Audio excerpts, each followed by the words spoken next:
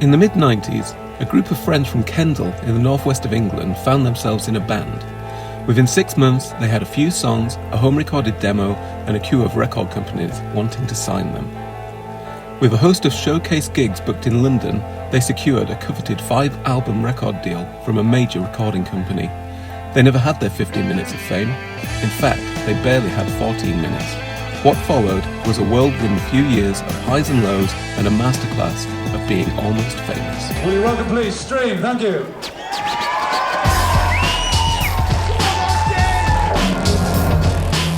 Our lives changed dramatically within a space of a few weeks. Could ask for what you wanted and you got it, you know, it was brilliant. Straight in at the deep end. Let's go to Rockfield and record an EP. They had money, and that's what we needed in this situation, just to chuck a load of money at it.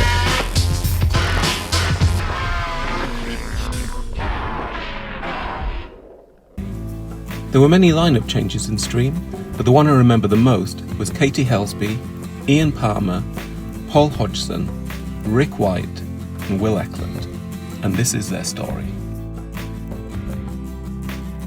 Katie and I had been in various projects before and a bit of success. He was getting a lot of momentum with a band he was in, but they just weren't my cup of tea at all. From that he progressed and started a new band.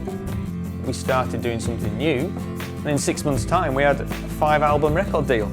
And that's how fast it was. We just went from 0 to 100, to press, to TV, to all sorts, within 6 months. It wasn't an easy process. We managed to get a gig at the Bull and Gate in Camden. I think there were about 3 or 4 record companies. But they could have walked in and walked out at any point in the evening. So you just knew you had to impress them. You might only have 5 minutes, one song. We had to actually post our demo off to these people in the record companies and then ring them up time and time again to see if they'd listen to it. You know, there was no YouTube, there was no TikTok, there was no Instagram, there was none of that social media where you get hype and signed. We had to ring up record companies to get their attention.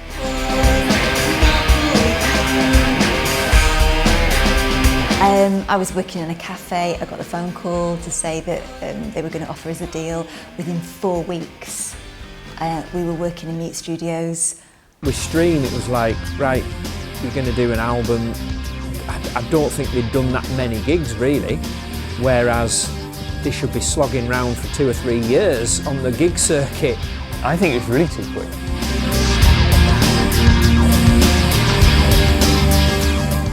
Mute Studios, you know, and I was like, wow.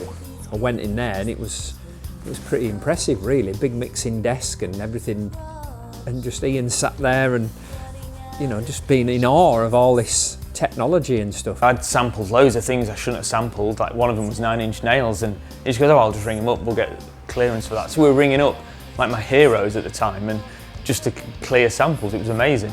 Our lives changed dramatically within a space of a few weeks.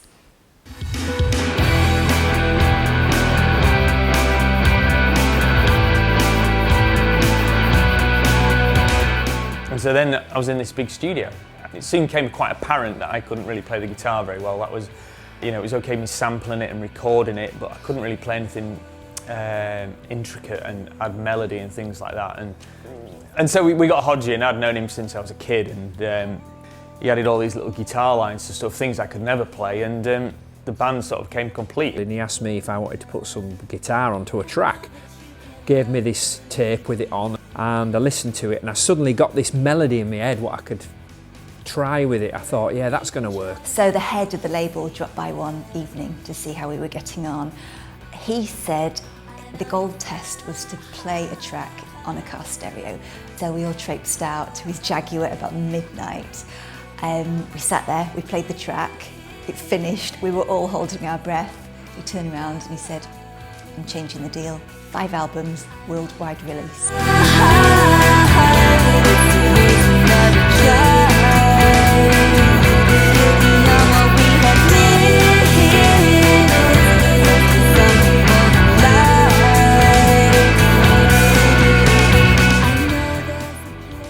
Band photos up until that point had consisted of somebody taking a snapshot of you All of a sudden we were being chauffeured in a limo to the enemy studios. The photographer had worked from Vogue. We had makeup artist, stylist, lighting designer. It was like all your rock star fantasies come true.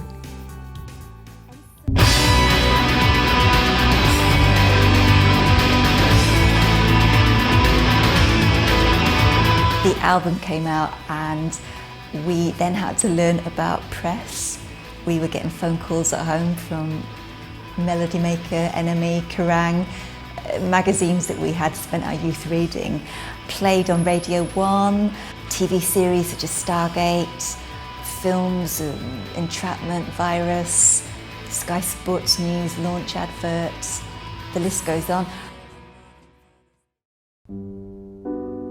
So we had all these reviews, music on TV, we're on the radio, all that sort of thing, and then I don't think we sold many albums. I think that's what it was. We had a single out, and I don't think it sold, although it was all over the place. I was always hearing the songs, but not many people bought it. But Stream did have a sound to them, and obviously the people at Roadrunner, which was predominantly a metal label, they signed them, and whether or not they did the right thing after they'd signed them is the question. And so ultimately we were dropped by Roadrunner Records, all within the space of pretty much 18 months. We'd done all these amazing things with them, but obviously music industry is all about selling records, and we didn't. Like, all our dreams were getting this record deal. All I ever wanted was a record deal, and then we got a record deal, but you need to sell records for you to be good. And we didn't. We did all the amazing things, photo shoots and all that sort of stuff, and then we got dropped, and it was awful. Yeah, because I hadn't really had that much to do with that album. Even though I'd recorded some stuff on it, I wasn't a member then, so the getting dropped thing didn't affect me probably like it had Ian and Katie. They'd built everything up and worked really hard to get there, whereas I felt a bit of a freeloader almost, just coming in, and I was hoping to take the success, but it just never happened.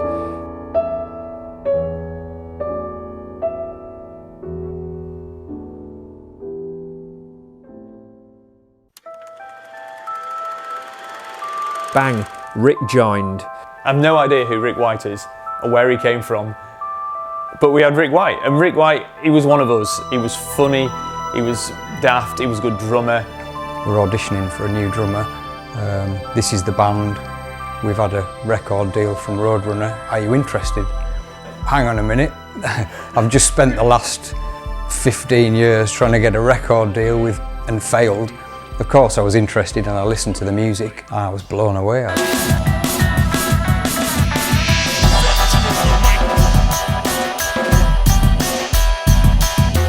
You've got to realise that drumming to our music, we had so many samples and like a backing track. We were basically playing to a click. I'd never played to so many different sound triggers and backing tracks and things like that. And we got to play, and it clicked, didn't it? It was good.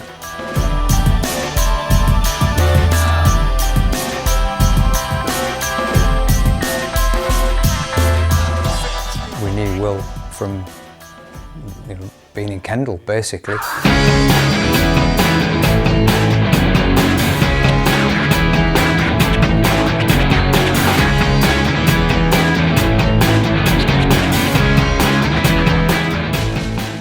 I can't remember how it came about. I know that I was living in Gloucester at the time. Hodgie got in touch and said, "Yeah, do you want to join us?" And I guess things progressed because it worked. Yeah, the whole Roadrunner era was amazing. It was a real learning curve, but I think for me the best times came later. So then along came First Move, and they sort of were almost a record company. They were officially in a management company, but they bankrolled everything. We were back in the studio, we were back having photo shoots, we were back doing gigs. They were far more prolific than Roadrunner everywhere. I joined the band at the time that we were striving to get a new deal, and then once we made the association with First Move, things just ramped up, and we did lots of gigs, lots of photos, lots of promo stuff, and we were bouncing around all over the place, and that was really exciting. And I was like, wow, here we go. And that was the start of the next chapter of Stream.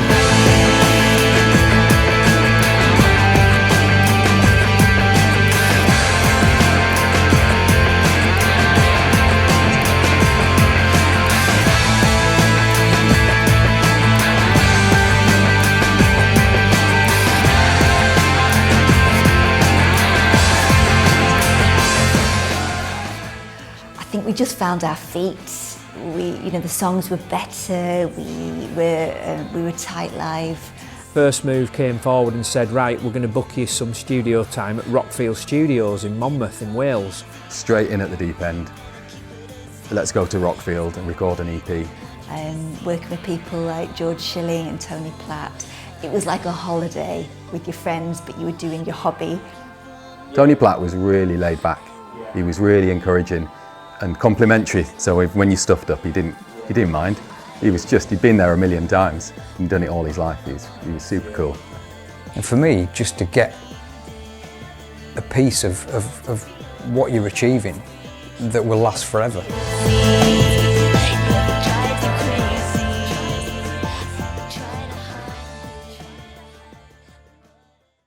We were back on the carousel of photo shoots and press and all things like that. And we were feeling like we were just on a record label again. And after Rockfield, quickly we were doing showcases in London, clothing sponsorship deals, loads of skate clothes being thrown at us. It's pretty full on really, wasn't it?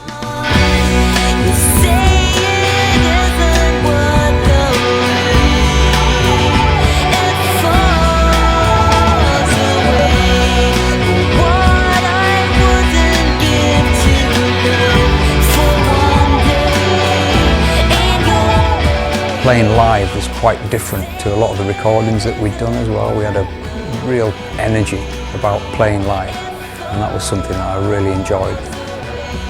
So there was always pressure to impress.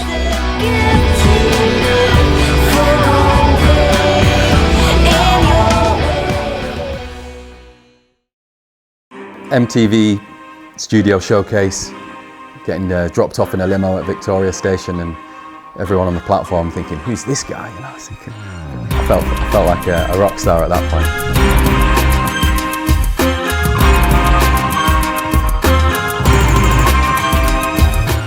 Perks of the job, when we went to see bands ourselves, you were no longer crushed in the back, desperately trying to see. We get to watch gigs from the mixing desk. You could ask for what you wanted and you got it, It was brilliant. Hang out backstage. I remember one evening we ate our dinner with the Foo Fighters and chatted to the Prodigy. It was a whole new world. It was raucous. Yeah. It was good fun. You felt like you were a proper band with a proper crowd, absolutely loving it.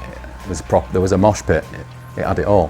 Hanging out with Bowling for Soup, watching them let off fire extinguishers, and defecating in the hotel corridors. Do you remember that? Yeah, I think we all went to bed at that point. We were like, oh God, this is getting crazy. We did loads of gigs with First Move. They were always plugging us. Remember, they were a management company, so they were trying to get us the next deal. They were bankrolling everything for us to get the next deal. And so we always had this thing with Warner, were always sniffing around us. They were always wanting to sign us. This guy kept coming to gig after gig, even from the early days, even from like the very start. This guy was always coming to our gigs saying, you need to do this, you need to do that.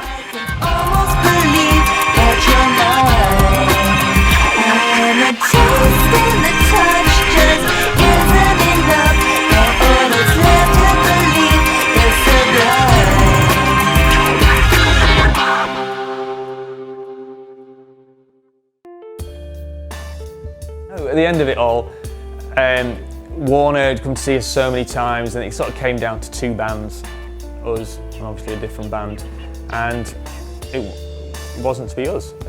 We didn't make the cut. When we discovered we weren't going to be signed by Warner, it was a shame, and I guess it fizzled a bit after that, didn't it? Which is a shame, but we put everything into it. But it just hasn't worked, and I think there was a common understanding that that's where we'd got to, and a common belief that we'd gone as far as we could at that time. I was sad, yeah, very sad. I missed the hanging out in a gang. That was the absolute best part. I miss playing music with other people, for sure. Would I want to be getting up on stage now? Absolutely not. Would I want to be famous now? 100% not. But I would never regret a minute of it. It was brilliant. Just wonderful times, Rockfield, Monmouth, the gigs, amazing times. Something that you just couldn't dream of in a lot of cases. It's funny really, because I don't really remember there being a definitive end. It was all the Warner Brothers stuff went out the window, things didn't really continue, and all of a sudden, before you know it, that's it, it's finished. I was gutted really, but if I look back and all the good times we had, it was brilliant. No one fell out. We all had a good time and we all remain good friends to this day, so it's cool, and probably better friends than had we not done it, so yeah, good times. Cool. Yeah, no, of course, yeah.